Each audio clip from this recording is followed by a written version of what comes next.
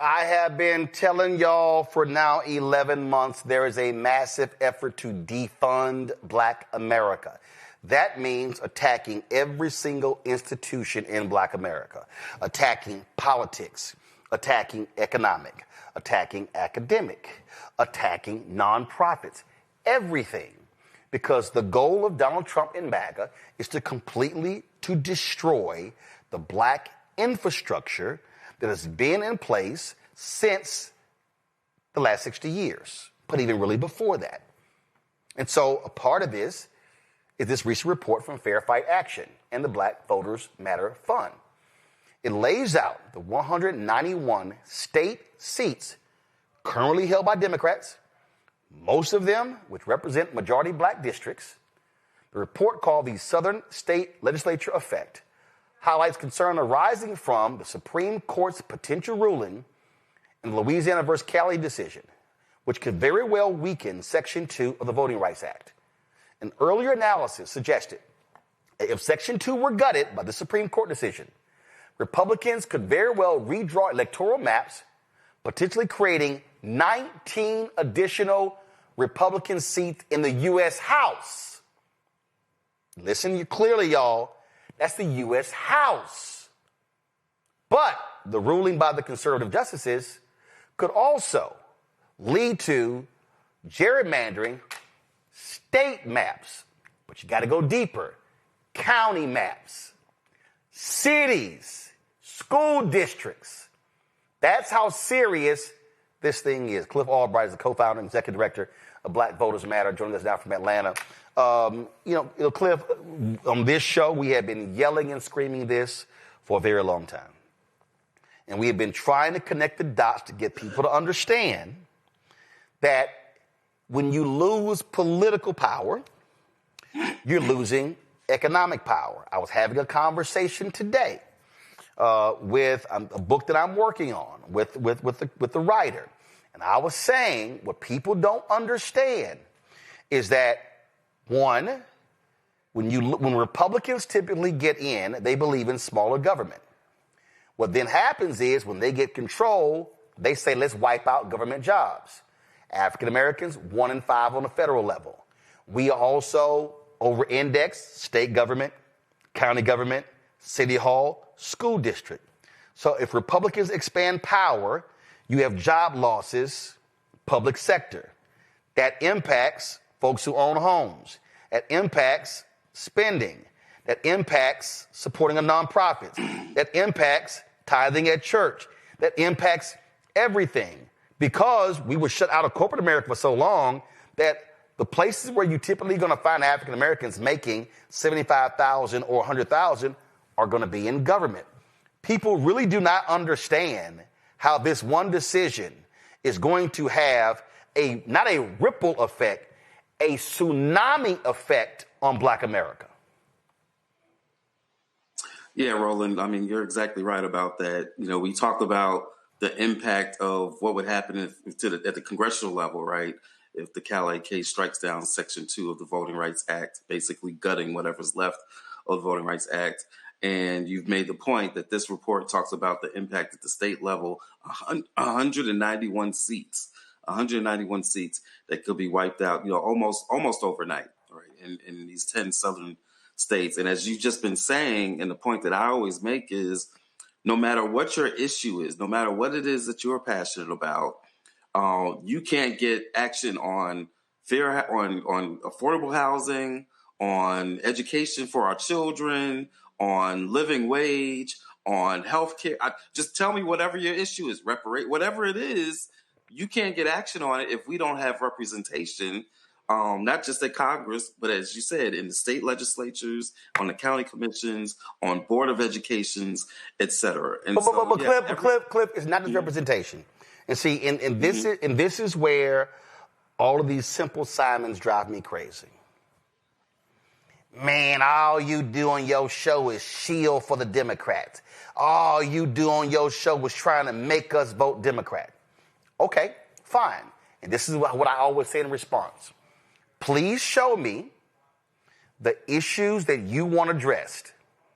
And please show me, when I step back and I look at Democrat, your average Democrat candidate, and your average Republican candidate, which one of those two supports that issue?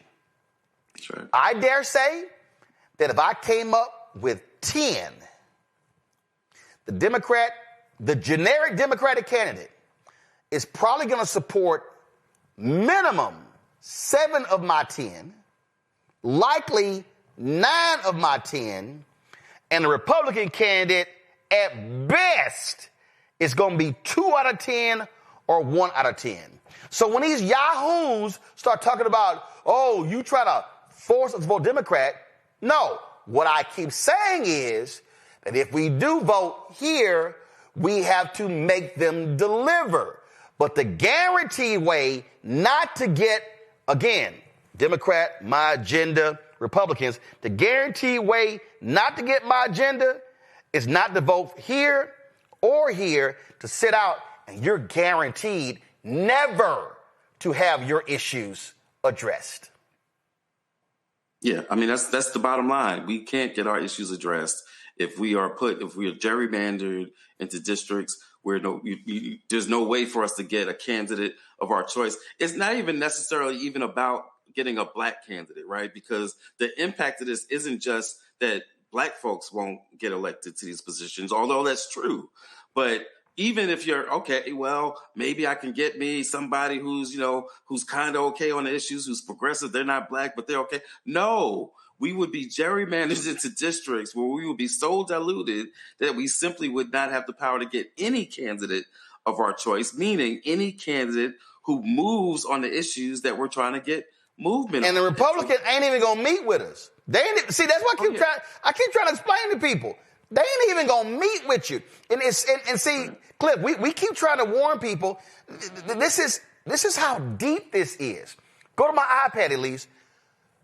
Trump's White House is warning universities that if a student even writes an essay mentioning DEI, that's unlawful. What? Right.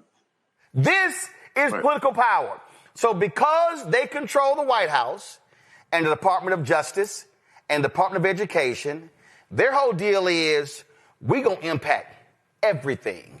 College admissions. We're studying data. We're impacting, look, the disparate impact ruling that they made a couple of weeks ago we discussed on this show. They are using political power to drive an agenda that's impacting universities, impacting corporate America, impacting law firms, impacting nonprofits, the entire America infrastructure. AT&T said we're getting rid of our DEI initiatives because the FCC will not approve an acquisition unless we do it.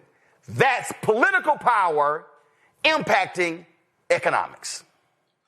Right. And it's very similar. It's very reminiscent. And we've made this analogy before. I know you've talked about it. When we talk about Reconstruction and post-Reconstruction, yes, talk about the court that ended a lot of these, because this is not new. We had voting rights. We had black members in Congress. We had black senators. We had Hiram Rebels. We had others, right?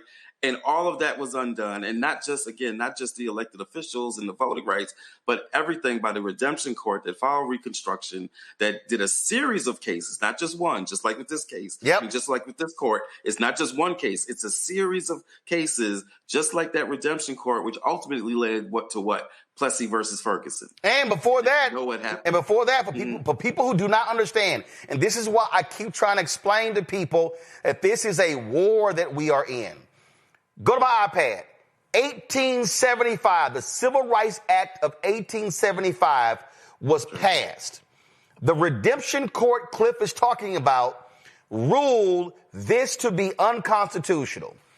There were hundreds of bills that were offered, civil rights bills, between 1875 and 1957. They were all rejected. The other day, I listened to, because I picked up Cairo's book, Master of the Senate on the LBJ. And they talked about the speech that Senator Hubert Humphrey, this rousing speech that he gave in 1948 at the Democratic National Convention for them to add civil rights to their plank. Not a single bill. So even the 57 bill was massively watered down. But the 1957 Civil Rights Act, which rarely gets talked about because, frankly, it did nothing, that was the first civil rights bill that was passed since the one in 1875. So what people need to understand, do the math. What we are chancing here is with this Cali decision, this on the federal level, the state level, we may be seeing the wiping out of civil rights for 30, 40, 50, 60, 70 years because they will control the courts and the legislature / Congress. That's right. And we need to make it clear, like, we got to sound that alarm. I was speaking in a panel a couple of weeks ago where I said, look, we don't try to motivate through fear, right? Because, us at Black Voters Matter, we believe in love and joy and culture and power, right? And so I said, we don't usually like to use fear, but I need you to be a little afraid right now. Like, I need you to have a little sense of urgency. I need you to have a sense of this history that we're looking at, yes, that we went through once, but we're not trying to go through again. And so I need you to feel that, but we don't need to sit in that fear, right? We need to understand the urgency, but then we need to snap out of that moment and get to work. And there are things that we can do to push back against this court by keeping this issue alive. There are things that we can do to push back and fight for federal legislation. Even if we don't have the numbers right now, we still need to push for the federal legislation that we were trying to get a couple of years ago, right? That battle's not over. We need to push for state level voting rights, even in some of these states that are hostile right now. Yes. We still need to organize and push for those things. That doggone, if they can try to get Obamacare overturned 60 times when they knew doggone well they didn't have the votes, then we can still push our agenda and keep our issues on the table, because you can't you can't get the harvest later on if you ain't plant the seeds today. And so we need to be doing this work. We need to be organizing for this legislation. We need to be doing rallies. We got MLK Day coming up next month. We need to be using that holiday to commemorate, yes, but to also push for action on these issues that we're talking about. And we got options that we can do. Get connected to an organization, even if it's not Black Voters Matter. Get connected to Fair Fight Action. Get connected to Southern Poverty Law Center. Support LDF that has been arguing many of these cases and doing an amazing job. Get with these organizations, because we can win. We can keep this history from repeating itself, but we got to understand that it's possible for this history to repeat itself. We can't have this notion, this American exceptionalism that, we can't go backwards, or this notion that, we've been here before and therefore, we'll just be okay automatically. No, it'll be okay, but we got to push and we got to fight for it to be okay. And if we do that, and if we believe in our power, then ultimately we will win. But I'm not trying to paint a rosy picture about the nature of the opposition and the nature of the threat that we're up against. This is as serious as it gets, and we need everybody to be very much awake about that. So I want to freeze that there, because I understand the point, and I hear people say, man, y'all can't be coming here, y'all trying to scare us with all these scare tactics to get us to vote Democrat. Do you know what the right did? The right used scare tactics to say, if we don't do this, the left, the liberals, the progressives, they gonna control this. They gonna run this. That's what they did. And so what we're doing, we ain't scaring nobody, but we just trying to tell y'all not what we think is going to happen. We're telling y'all what is going to happen. I mean, I have been sitting with this writer for a week. And Cliff, it has been so enlightening, but also frustrating to hear me recite these things and me talking about this book, White Fear, and seeing literally every single thing I said was going to happen actually happen. Yeah. And then I'm talking to certain black folks, and it's kind of like, yeah, man, I know you said that. I'm like, y'all don't see what the hell's going on? Y'all don't see what's happening? I go back to, y'all, this is real. They are actually challenging universities over the issue of DEI in tests. In essays. They are driving everything. They are challenging everything. And I think a bunch of us, and because you mentioned organizations, this is what I need black organizations to recognize. And Cliff, I ain't got no problem saying it. We've had a lot of black organizations that have been stuck in the mud for more than a year. They were not active after Vice President Kamala Harris lost. Black people were saying, hey, where are we going? What are we doing? There are a lot of black organizations that are sitting in silos, only caring about their business. And what I keep saying is, no, every black organization must be in a warfare state of mind, because with him sitting in the Oval Office for the next 3 years, we are in the middle of a war. This is the first year of a battlefront, and it's going to be a steady, nasty, bitter, cold, rough battle. And when this decision comes down, and based upon their questioning, we know how they're going to roll, folk have no idea. This generation has no idea what it's going to look like the next day. Right. That's right. And at the end of the day, look, people talking about this country in a slide into authoritarianism and a slide into fascism. And there's two things that I know for sure. One, it ain't a slide. We already there. Right. I mean, in many ways, domestically and internationally. Let's just remember that these people are blowing up boats in the middle of the Caribbean. Right. And so seizing a Venezuelan oil tanker and said, we're going to keep the oil. Damn, y'all, we're going to keep the oil. Right.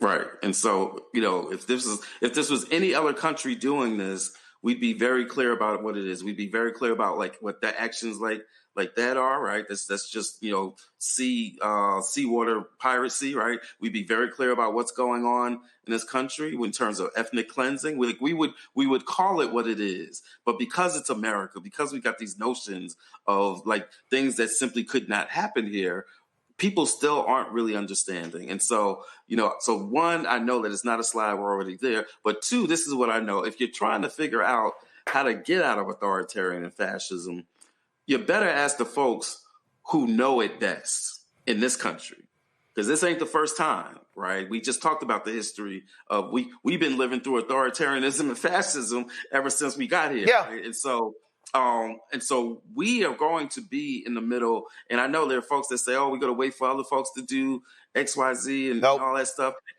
And yeah, those folks need to, we need more folks to be involved, but be clear that there's no battle against American fascism and authoritarianism that can happen that is not rooted in our experience and fighting against it. And at the end of the day, we got us. Yeah, and let me tell you something, Cliff. I literally was talking to a sister who was an African immigrant who campaigned aggressively for Trump in 2016 and 2020. 2024. And I said to her, he don't give a shit about y'all. I said, I want to be clear. Now, she wasn't aware, because some other things happened in her life. She wasn't aware of what he said about Somalians. But for everybody to understand, this just came down. They've now added 5 more countries where they're restricting them from coming to the country. Now, you see Afghanistan, Myanmar, Chad, Africa, Republic of Congo, Africa, Equatorial Guinea, Africa, Eritrea, Africa, Haiti, black, Iran, Libya, Africa, Somalia, Africa, Sudan, Africa, Yemen, look at this, Burundi, Cuba, Laos, Sierra Leone, Africa, Togo, Africa, Turkmenistan, and Venezuela. Look at this right here. On Tuesday, they've added Burkina Faso, Africa, Mali, Niger, Africa, South Sudan, Africa, Syria. Look at that. People, South Sudan facing major travel restrictions. They do not want black people, brown people in this country. They want white people. And not just any old white people, right? They bringing over what? The Afrikaners from South Africa. The apartheid whites. That's right. That's right. You know, which, by the way, keeping in mind that's where Elon Musk is from. Oh, my bad. I'm sorry. An additional 15 countries are also being added to the list, facing partial restrictions. Angola, Africa. Antigua, that's a black country. Barbuda, Benin, Ivory Coast, Africa. Dominica, Gabon, Africa. Gambia, Malawi, Mauritania, Nigeria, Senegal, Tanzania, Tonga, Zambia, Zimbabwe. This is what they are doing right now. Yeah. Yep. So reach out if you are watching this, you know, text us, text We Matter to 25225. That's We Matter, one word, to 25225. Hook up with us on our social media, Black Voters MTR, Black Voters MTR. But I'll say it again, this ain't about us. It could be another organization. You want to connect with a local organization? Guess what? We got friends and comrades in like 25 states. Reach out to us and we'll put you in touch with a local organization that you can do some stuff with, right? But we got things that we can do, but we got to do it together, right? We can't do this as individuals. We can't even do it as individual organizations. We got to be in coalition with one another. And I'm going to tell you, coalition is hard, y'all. It is hard work to be in coalition, but it is no longer an option. We have got to do this together. And if we do it together, what our history shows is that we will win. But we got to be clear-eyed about the nature of the threat that we are up against. Based on what you just said, I swear you were listening to my call with this writer. Cliff Albright, I appreciate it, bro. Thanks a lot. This is your chance to own a piece of the creator economy. And with Start Engine, investing in Fanbase couldn't be easier. Just visit startengine.com/fanbase and click Get Equity. Opportunities like this don't stay open long, but your investment can help build a platform that pushes the future of social media forward.